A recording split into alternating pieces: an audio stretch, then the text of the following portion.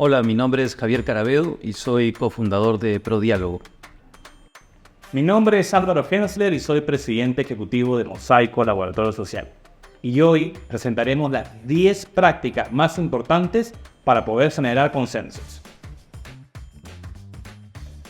La improvisación es el peor enemigo para dialogar y llegar a acuerdos comunes. Por eso es importante que hagas 3 cosas. Primero, diseñar la experiencia. Hay que pensar cuál es la estrategia, cuál es la metodología, cuál es el lugar de reunión y cuáles son las reglas claras del juego entre las partes. Lo segundo es informarse. Tienes que saber la opinión y la posición del otro y tienes que hacer saber la tuya al otro también. Tienes que intercambiar suficiente información para poder saber a dónde estás entrando a negociar y a consensuar. Y finalmente, es muy importante tener una actitud de predisposición de buena fe de poder dialogar y llegar a consenso. No vas a entrar a imponer tu posición, sino a escuchar otras y a llegar a un consenso bueno para ambas partes. Entender el problema es fundamental. Te ayudará a ser consciente de su presencia, comprender su alcance, reconocer cómo afecta a las partes involucradas y estar en capacidad de atenderlo. Luego de ello, enfócate en buscar soluciones. Para ello es necesario que te comprometas en entablar un diálogo abierto con las partes involucradas, considerando sus perspectivas e identificando sus soluciones prácticas y viables. Recuerda que el mejor resultado es aquel en el que todas las partes se encuentran satisfechas. Por otro lado, también es importante que tomes en cuenta el contexto. Conocer las condiciones del entorno te ayudará a comprender la situación, sus factores y con una perspectiva de pasado, presente y futuro, generar las mejores condiciones para establecer consensos. Cuando ambas partes saben comunicarse adecuadamente, tienen más probabilidades de ser escuchadas, hablar y contribuir a la búsqueda de soluciones. Es importante recordar que la comunicación no es solo racional y que si bien compartimos información e ideas, también es clave compartir emociones y sentimientos, esa dimensión subjetiva. En segundo lugar, la manera de expresarnos, gestual y verbalmente, influirá directamente en el resultado de la negociación y el diálogo.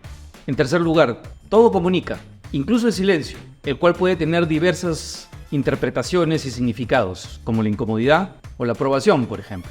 Es crucial aclarar su significado en el contexto específico de la situación del diálogo. En cuarto lugar, toma en cuenta y respeta las diferencias culturales. Las personas de distintas culturas tienen sus propios patrones de comunicación que hay que considerar. En quinto lugar, tu estilo de comunicación puede reflejar la dinámica relacional con el otro. Las palabras que elijas y el tono de tu voz pueden indicar la naturaleza de la relación y evidenciar si está siendo simétrica o asimétrica. Y en sexto lugar, para mejorar la relación es efectivo concentrarse en los puntos de vista y valores compartidos antes que empezar por abordar las discrepancias.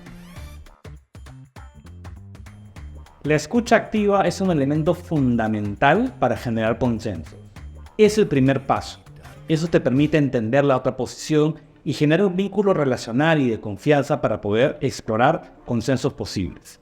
Recuerda que en un módulo anterior hablamos de las 9 prácticas de escucha efectiva, que son crear un ambiente seguro, tomarte el tiempo para prepararte para escuchar, modificar tu manera en cómo escuchas al otro, evitar distracciones, evitar desviar la conversación, hacer buenas preguntas, demostrar tu atención y tu empatía hacia el otro, atender tus filtros emocionales, así como mitigar tus sesgos inconscientes.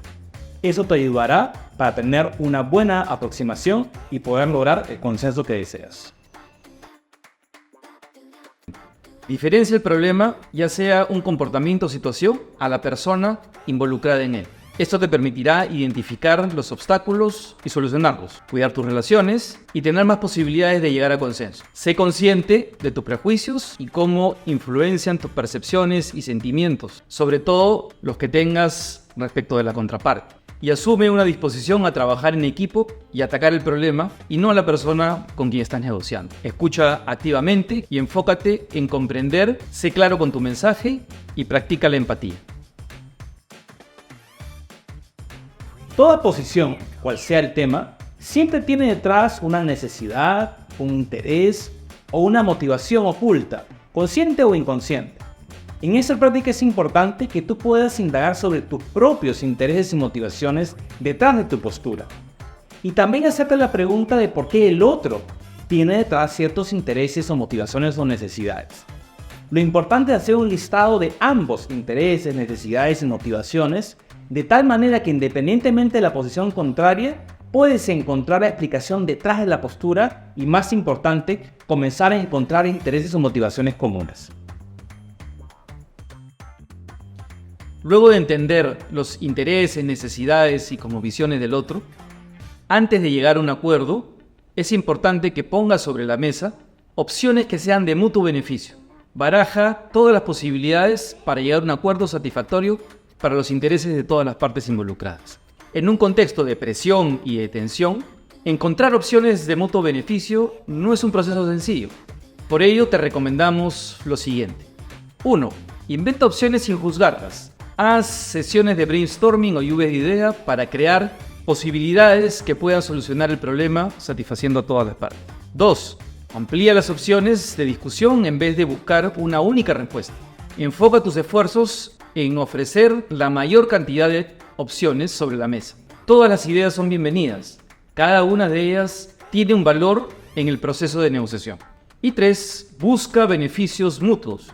Hazle saber al otro que la intención de la negociación es que todos obtengan beneficios acorde a sus intereses legítimos y necesidades, logrando que todos los involucrados ganen con el resultado del proceso.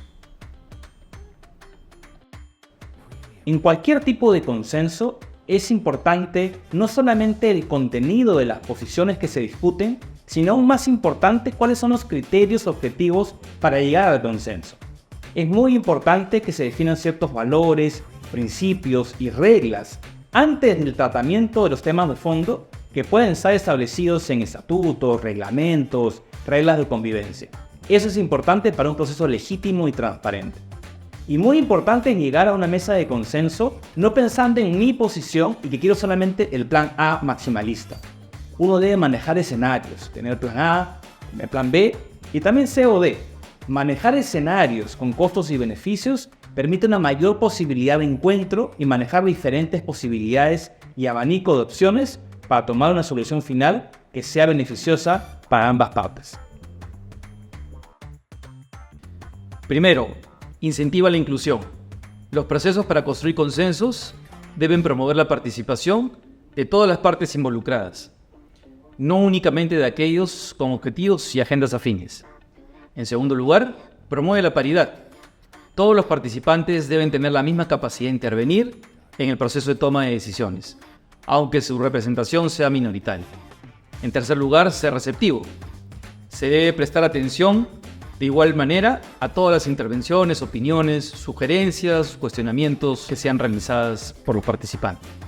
En cuarto lugar, promueve la cooperación. Es importante que todos pongan sus capacidades al servicio del proceso, con el objetivo de procurar beneficios para todas las personas y partes involucradas.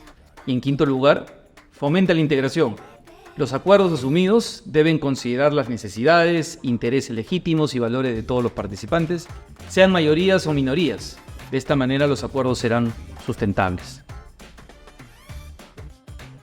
La última práctica, la práctica 10, implica sellar el consenso en un compromiso formal. Después de una amplia conversación y diálogo y finalmente llegar al acuerdo final, es importante celebrar, pero mucho más importante es poner todo el acuerdo por escrito. Este documento tiene que ser muy preciso, muy claro en relación a las acciones acordadas, los responsables, los plazos de ejecución. Es mejor exagerar en el detalle que dejar algo para la interpretación futura. Un segundo elemento es que ese acuerdo tiene que tener una manera de solucionar potenciales desafíos, controversias o cambios de posturas en el camino. Que se pongan de acuerdo en qué pasa cuando no estén de acuerdo en el futuro. Y finalmente, muy importante, algo que a veces nos olvidamos después de un consenso, es generar el mecanismo de seguimiento y monitoreo de los acuerdos. Muchas veces se llegan a diálogos y a consensos, pero hay una frustración futura porque no se han cumplido lo que se acordó. Hasta acá llegamos con nuestras 10 prácticas para poder generar consensos.